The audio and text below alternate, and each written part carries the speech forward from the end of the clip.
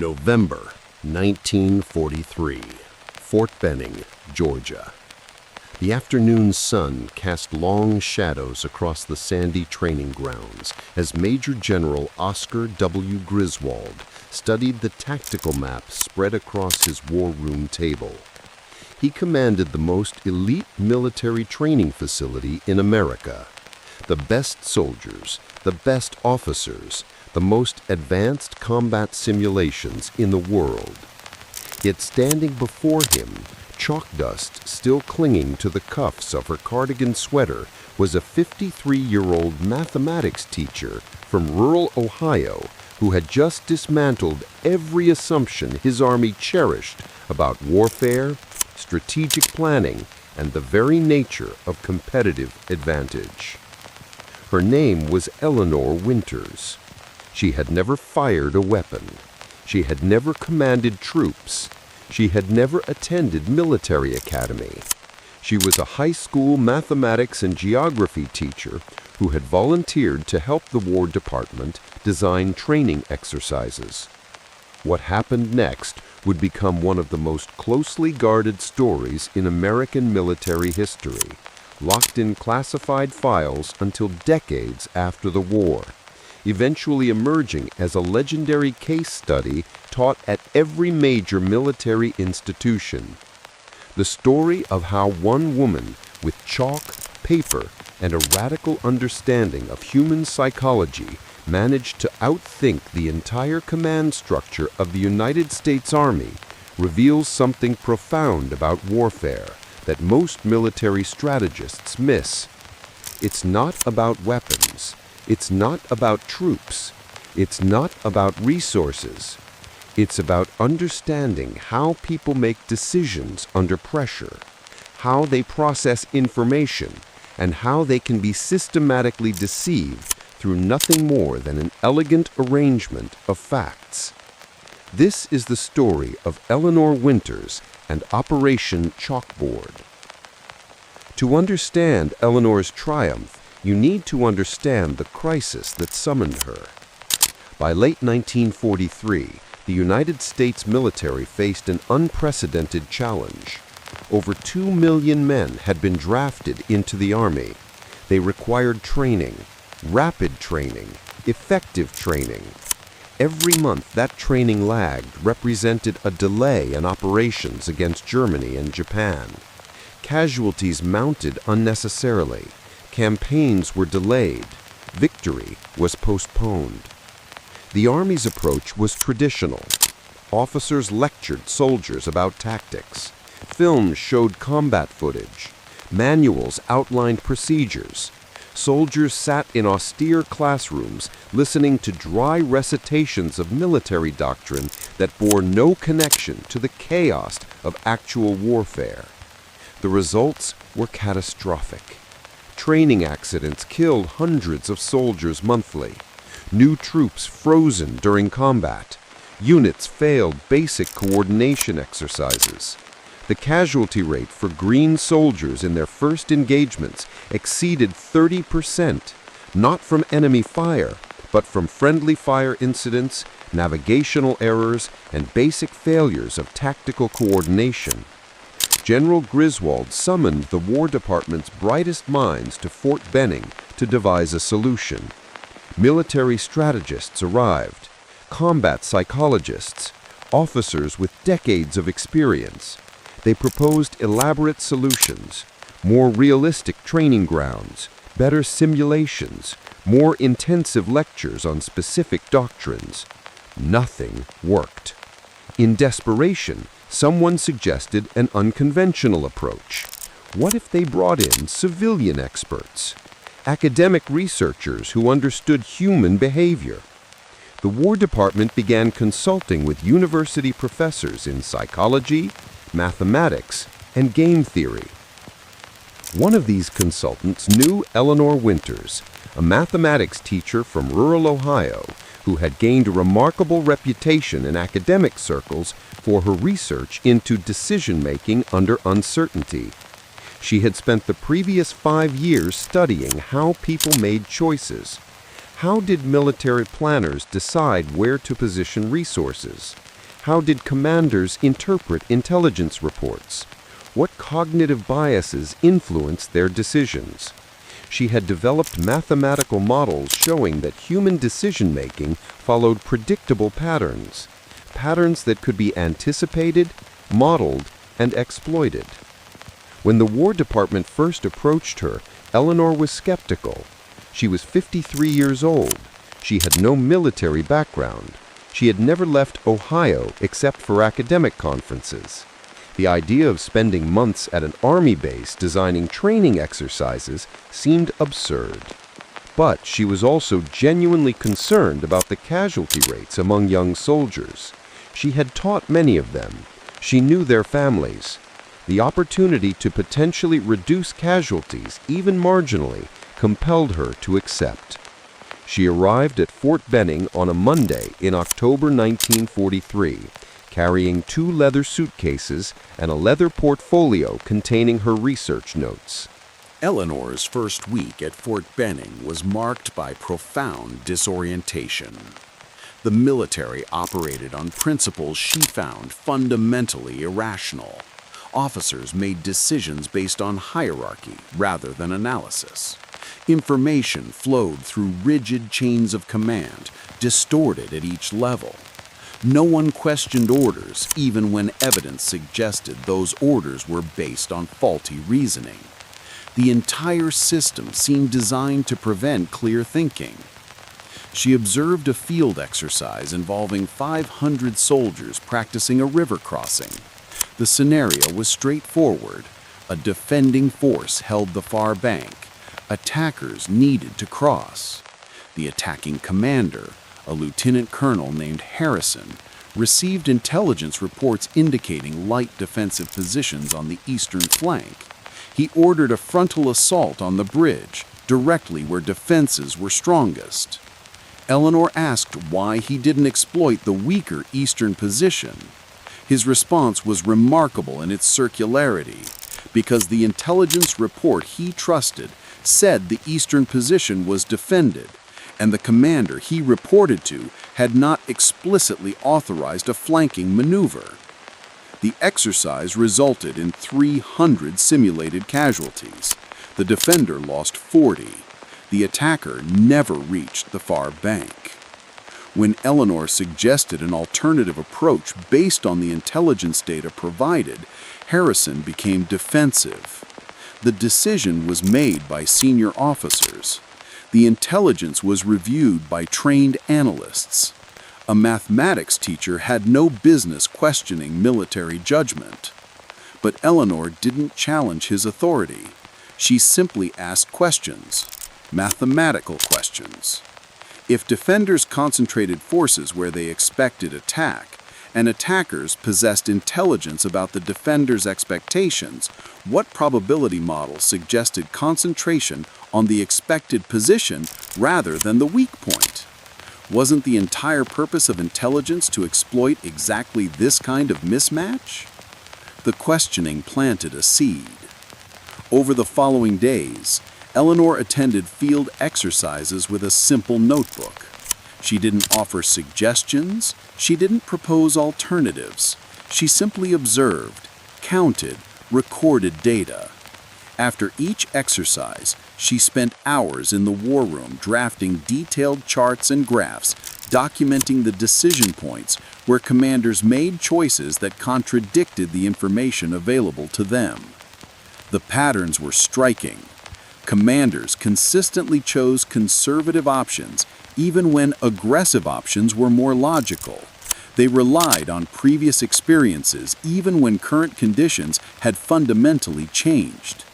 They committed resources to defend areas where intelligence suggested attacks were least likely. They followed established doctrine even when circumstances demanded innovation. It was as if the commanders' brains were running outdated software, processing new situations through old frameworks. Eleanor called it cognitive inertia, the tendency of human decision-makers to follow established patterns even when evidence suggested those patterns no longer applied. It wasn't stupidity. These were intelligent officers with years of experience. It was the architecture of how humans process information under pressure. By the end of her first week, Eleanor had identified 17 predictable cognitive patterns that military commanders exhibited under stress. Each pattern created exploitable opportunities. She was ready to begin. General Griswold granted Eleanor complete access to design a training exercise using whatever methods she deemed appropriate. The only requirement was that she prove her approach produced measurably better learning outcomes than existing methods. The exercise was designed to be simple on the surface, but profoundly complex in its psychological architecture. 140 officers, a mix of ranks from captain to colonel, would be divided into 2 groups. Each group would receive tactical command of a simulated military division. The scenario involved defending a region with 3 cities connected by road networks, 3 bridges, and several natural defensive positions. Both groups would know the strategic objective: hold the region against an attacking force expected to arrive in 72 simulated hours. The attacking force would be controlled by Eleanor herself, with 2 Army officers assisting her. Group 1 would receive the traditional training program: classroom instruction, written doctrine, standard operational briefings. Their scenario would be designed to be solvable through application of established military doctrine. Group 2 would receive Eleanor's approach. But Eleanor wouldn't reveal what that approach was. She would simply tell them they were participating in a training exercise and would have the same information available to Group 1. She would make no special recommendations. The real difference would be invisible. Eleanor spent 3 days preparing the battleground, working with enlisted men to mark unit positions, prepare supply locations, and construct observation points.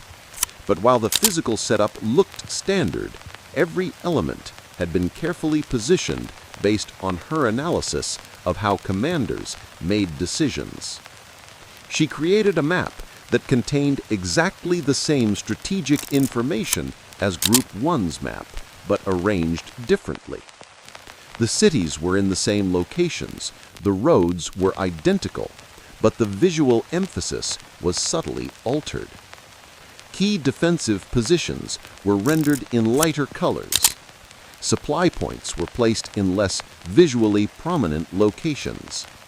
The map's grid was rotated slightly, requiring commanders to translate their mental models rather than relying on automatic pattern recognition. She knew from her research that human brains process visual information through established patterns. Put a map in a particular orientation, and commanders automatically saw it in familiar ways. Rotate it slightly, and suddenly that same information required active cognitive processing rather than automatic pattern recognition. She prepared intelligence reports with the same factual content as Group 1 would receive, but the information was sequenced differently. Group 2 would receive intelligence about supply shortages first, followed by reports of enemy reconnaissance activities, followed by information about terrain conditions. Group 1 would receive information in the standard military sequence: terrain, enemy movements, then logistical considerations. Eleanor knew that the order in which information was received influenced how people weighted its importance. The first information anchored subsequent thinking. By reordering how information was presented, she could alter how commanders prioritized their decisions without changing any facts. She arranged for Group 2's observation post to be positioned slightly differently, not dramatically, but approximately 40 meters north of where Group 1's post would be. From this vantage point, the approaches to one of the bridges appeared more vulnerable, while the other bridge appeared more defensible. Group 1 would see the situation inverted. The exercise began at 0600 hours on a Tuesday morning. Group 1 received their briefing at 0630 hours. Standard military briefing format. Intelligence officer, logistics officer, each presenting information in hierarchical sequence. The commanders listened passively.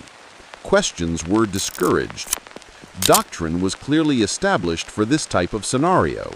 The defenders would fortify the main approaches to all three cities, establish supply depots in the most defensible terrain, and prepare a fallback position should the main defense be breached. It was exactly what Eleanor expected. Group 2's briefing was ostensibly identical. Same officers, same information, same briefing format. But the sequence was different. Eleanor sat silently in the corner, occasionally taking notes, watching reactions. The Group 2 commanders spent 40 minutes studying their maps before asking their first question. The maps were rotated.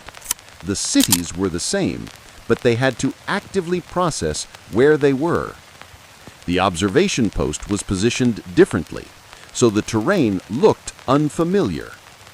One captain named Michael Chen asked a question that revealed how completely Eleanor had altered the decision context. The approach to Bridge 2 looks more exposed from this position than Bridge 1. Is the terrain actually different, or does this perspective just make it look that way? It was a brilliant question. It revealed that Chen was actively processing the information rather than applying automatic patterns. Eleanor was impressed.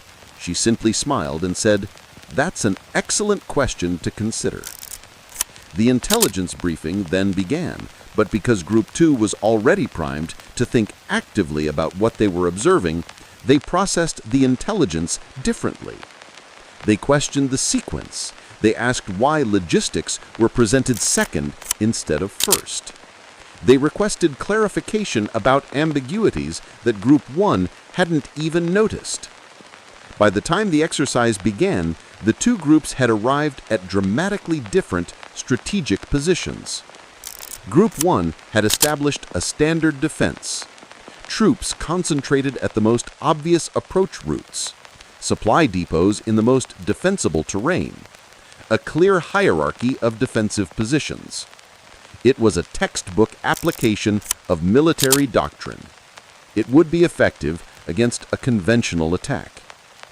Group 2 had established an unconventional defense. They had positioned lighter forces at what appeared to be the strongest approaches and concentrated heavier forces at locations that seemed less obviously critical. They had distributed supplies among multiple smaller depots rather than one central location. They had prepared observation points that could track movement across the entire region rather than simply defending specific positions. The attack began at 1200 hours. Eleanor directed the attacking force with a specific strategy. The attacking force would conduct a feint at the strongest appearing defensive positions, while the main assault came through an unexpected vector. Against Group 1, the strategy was devastatingly effective. Group 1 had positioned resources exactly where Eleanor expected them to be positioned. The feint drew committed defenders. The main assault achieved a breakthrough. By 1500 hours, Group 1's defense had collapsed. Simulated casualties exceeded 70%. The attacking force controlled 2 of the 3 cities. Against Group 2, everything was different. The feint at the strongest appearing defensive positions encountered light resistance, which was exactly what Group 2 had expected based on their analysis of the terrain. The defenders had already prepared for exactly this kind of maneuver. The main assault found unexpected concentration of forces. Supply lines were distributed, so destroying one supply depot didn't cripple the defense. multiple observation points had tracked the attacking force from multiple angles. The attacking force made tactical mistakes in response to unexpected resistance. Eleanor, who was running the attack, found herself unable to exploit advantages. Whenever she expected the defenders to make a particular choice, they made a different choice. By 1800 hours, the attack had stalled. By 2100 hours, the attacking force was in retreat. Final casualties: Group 2 defenders 23%, attacking force 61%. The exercise was not close. Group 2 had performed at a level dramatically superior to Group 1, despite having identical information and identical resources. When the exercise concluded, General Griswold was stunned. He had expected differences. He did not expect such dramatic differences. He summoned Eleanor to his office at 2200 hours. "What did you do?" he asked directly. Eleanor explained methodically. She outlined the cognitive patterns she had identified. She showed Griswold the maps one rotated and explained how this simple change required active processing rather than automatic pattern recognition. She showed him the intelligence report sequences that explained how reordering information altered how decision-makers weighted its importance. She showed him the observation post placement and demonstrated how perspective influenced perceived vulnerability. "I didn't change the information," Eleanor explained, her voice steady and precise. "I changed how the information was presented, and I changed the context in which commanders had to process that information. When you force people to think actively instead of relying on automatic patterns, their decisions improve dramatically." Griswold studied her for a long moment. When he spoke, his voice contained a mixture of admiration and concern. "You've essentially demonstrated how to manipulate military decisions," he said. "That's extraordinarily powerful knowledge." "Yes," Eleanor acknowledged. "That's why I wanted the Army to understand it. Because if we can manipulate our own decision-making in these controlled ways, it means our enemies can manipulate our decision-making in actual combat. Understanding how this works is the only defense." Griswold nodded slowly.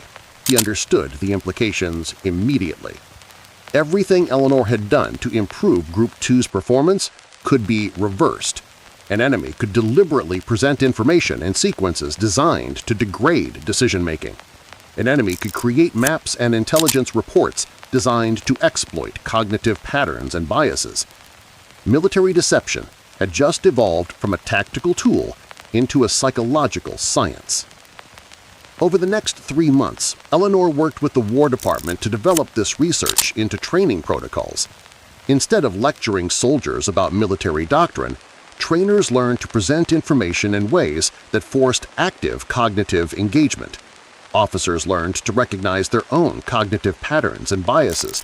Decision-makers learned to question assumptions and actively process information rather than automatically applying established patterns. Group 2 became the prototype. The training model Eleanor developed produced, on average, a 40% improvement in tactical decision-making compared to traditional training methods. Casualty rates in units that received Eleanor's training were measurably lower. Decision-making speed improved. Strategic flexibility improved. Most importantly, units trained using Eleanor's methods were resistant to enemy deception in ways traditional units were not. When intelligence seemed suspicious, trained officers questioned it. When situations appeared to follow predictable patterns, they looked for the underlying anomalies. They had learned to think rather than to obey. Eleanor Winters returned to Ohio in March 1944. She returned to teaching high school mathematics and geography. No one at her community knew about her work at Fort Benning. Her name was never mentioned in public reports. The War Department classified her research for 20 years. But her influence rippled through military decision-making for decades. The protocols she developed became standard at Fort Benning. They were expanded to other training facilities. By D-Day in June 1944, over 50,000 officers had received training based on Eleanor's methods. The effect was measurable. units trained using her methods experienced significantly lower casualty rates in their first engagement. Decision-making was more flexible and adaptive. When military theorists studied the unexpected effectiveness of American tactical flexibility during the European campaign, they were studying the results of Eleanor Winter's research. After the war, Eleanor's work became foundational to psychological understanding of how military decisions were made. Military academies incorporated her findings into standard curricula. Strategic deception doctrine evolved to explicitly account for the cognitive patterns she identified. The study of how humans make decisions under pressure, what would eventually become known as cognitive psychology, was shaped profoundly by her early insights. Yet Eleanor herself remained unknown to the public. She taught mathematics to high school students in rural Ohio for another 25 years. She never published her findings. She never sought credit or recognition. When interviewed late in life by military historians, she expressed satisfaction that her work had saved lives, but no desire for personal fame. She died in 1981 at age 91. It wasn't until the 1990s that her research was declassified and her contributions to military psychology became publicly acknowledged. Military strategists studying her work recognized that every principle she had identified – how information sequencing influenced decision-making, how cognitive patterns could be either reinforced or disrupted, how context shaped perception – remained profoundly relevant to modern warfare. In an era when information warfare and psychological operations dominate strategic thinking, Eleanor Winter's fundamental insight remains relevant. Victory doesn't always go to the side with more soldiers or more weapons. It often goes to the side that best understands how humans actually make decisions and who can shape that decision-making through the presentation and sequencing of information. Eleanor's work revealed something military theorists had overlooked for centuries. Sun Tzu had written about deception. Clausewitz had acknowledged the role of confusion, but neither had identified the underlying cognitive mechanism. They didn't understand that deception works not because it lies. It works because it exploits how human brains process information. Consider the British deception operation that preceded D-Day. Operation Fortitude created an entire fictitious army group under the command of General George Patton, positioned in southeastern England opposite the Pas-de-Calais. German intelligence was convinced this army was the primary invasion force. Hitler held 2 panzer divisions in reserve, waiting for the real attack. Eleanor's research explains why this worked. The deception didn't lie directly. It presented real information: Patton's presence, reinforcement movements, supply accumulation, in a context that confirmed what German commanders already believed. It exploited cognitive patterns. Experienced commanders expected invasion routes to follow logical military principles. Pas-de-Calais was the shortest route across the Channel. It was the most direct path to Germany. Germany knew Patton was the most aggressive American commander. Of course, he would command the main invasion force. Of course, the attack would come where it was most expected. Eleanor's research showed that when context confirms what decision-makers already believe, they process information almost unconsciously. They don't question, they don't analyze, they accept. But when context forces active processing, when information contradicts expectations, decision-makers become analytical. They question, they verify, they try to understand anomalies. German commanders should have questioned why intelligence all confirmed a Pas-de-Calais invasion. They should have recognized that such consistent confirmation of their expectations was suspicious. But Eleanor's research suggests they didn't, because the confirmation aligned with their existing cognitive frameworks. This same principle has been applied throughout military operations for decades. When information appears to confirm expectations, people believe it. When information appears to contradict expectations, people question it. Understanding this pattern, military planners learned to present deception information in ways that confirmed what adversaries already believed. But Eleanor's research also suggests the opposite principle. If you want people to question information and think actively, disrupt their expectations. Force them to process information in unfamiliar ways. Make them work to understand what they're observing. They will be more likely to detect true deception. This is why military training now explicitly includes exposure to unusual information presentations, unexpected scenarios, and disrupted communication patterns. Military personnel learn to question their own assumptions, to verify information from multiple sources, to recognize when situations seem to confirm their expectations too perfectly. Eleanor's work created a cognitive defense against deception. The story of Eleanor Winters reveals a profound truth about human nature and decision-making. We are not passive recipients of information. We are active processors who organize information according to existing mental frameworks. We trust information that confirms what we already believe. We question information that contradicts our expectations. Warfare, at its deepest level, is not a competition of weapons or resources.